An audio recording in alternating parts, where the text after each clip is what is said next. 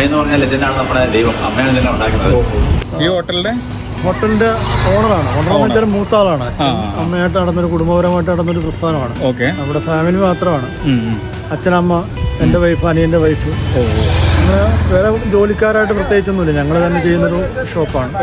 അത്രയ്ക്ക് വലിയ ഷോപ്പൊന്നുമല്ല. അച്ഛനായിട്ട് തുടങ്ങി വെച്ചൊരു പ്രസ്ഥാനം.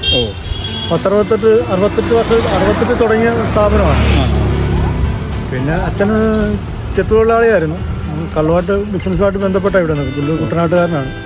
ആദ്യം ഇവിടെ പിന്നെ കള്ളുണ്ടായിരുന്നു. ഇപ്പോൾ ഒരു വർഷമായിട്ടുള്ള കള്ളിൻ്റെ പ്രശ്നം ഉണ്ടായിട്ട് അത് ലൈസൻസിൻ്റെ പ്രശ്നമായിട്ട് ബന്ധപ്പെട്ടിട്ടാണ് ഷാപ്പില്ലാത്തത്.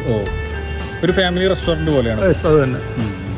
ഇവിടെ എന്തൊക്കെ സ്പെഷ്യൽ എന്തൊക്കെ ഉണ്ടാവും? അത്യാവശ്യം എല്ലാം സീ ഫുഡും ഉണ്ട്. 88 വർഷം അല്ലേ? എന്തൊക്കെ സ്പെഷ്യൽ ഉണ്ടാവും?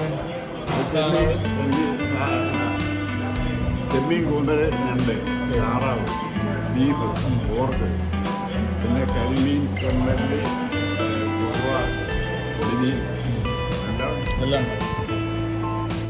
പിന്നെ നാടൻ ഫുഡുമാണ് കൂടുതലുള്ളത്. എല്ലാ ഫുഡും ഉണ്ട്. ഏകദേശം സീ ഫുഡിന് ചെമ്മീൻ, ഞണ്ട്, കൂന്തൽ, പിന്നെ കരിമീൻ പൊള്ളിച്ചത്, താറാവ്, കക്കാർത്തി, ബീഫ്, പൊടിമീൻ, തലക്കറി.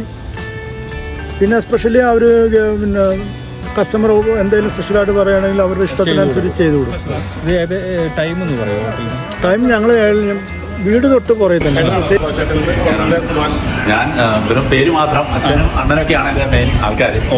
എൻ്റെ പേരാണ് ഇതിനെ ഇട്ടിരിക്കുന്നത് മാത്രമേ ഉള്ളൂ. ഇവിടെ എന്തൊക്കെ സ്പെഷ്യലൊക്കെ ഉണ്ടാവും? മെയിനായിട്ടും മീൽസ് ആണ്, ഊണാണ്.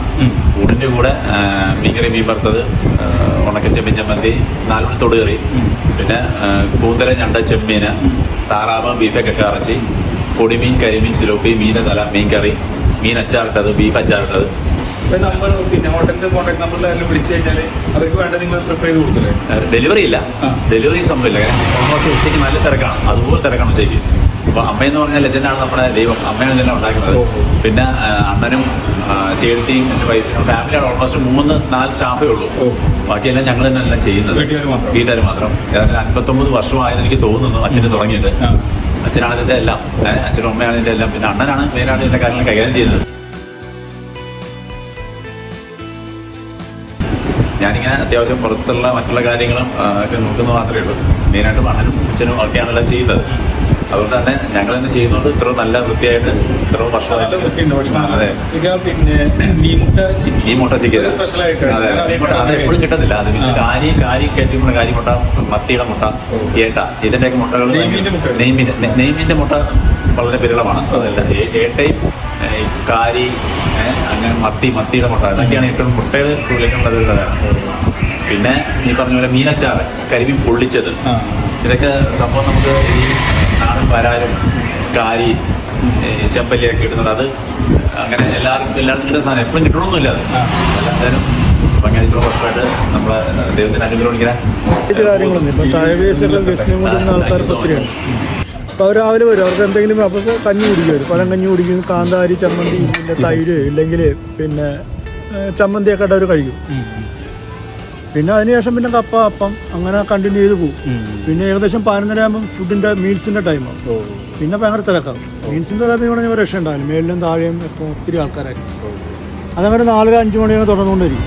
5 മണിയാകുമ്പോൾ പിന്നെ അതിനുശേഷം പിന്നെ ഡ്രൈവേഴ്സൊക്കെ റിസോർട്ടിൽ വരുന്ന ഗസ്റ്റ് മറ്റുന്ന ആൾക്കാർ അവരൊക്കെ ഫുഡ് കഴിക്കാൻ.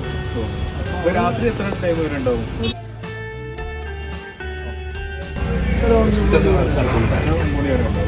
വൈകുന്നേരം ഈവനിങ്ങിന് ബാങ്കിലെ ജീവനക്കാർക്ക് അവർക്ക് അപ്പം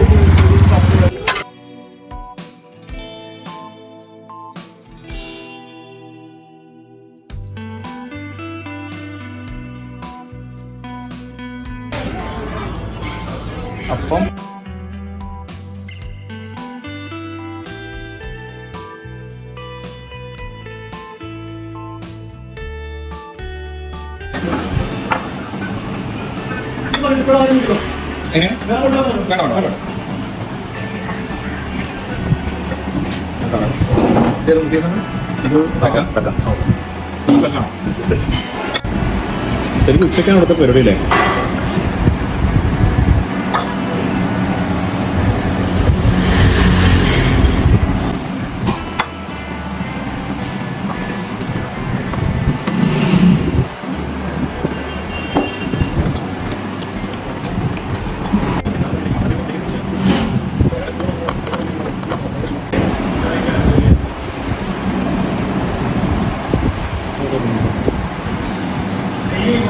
മൂർത്തി എങ്ങനെയുണ്ട് ഭക്ഷണം? എങ്ങനെയുണ്ട്?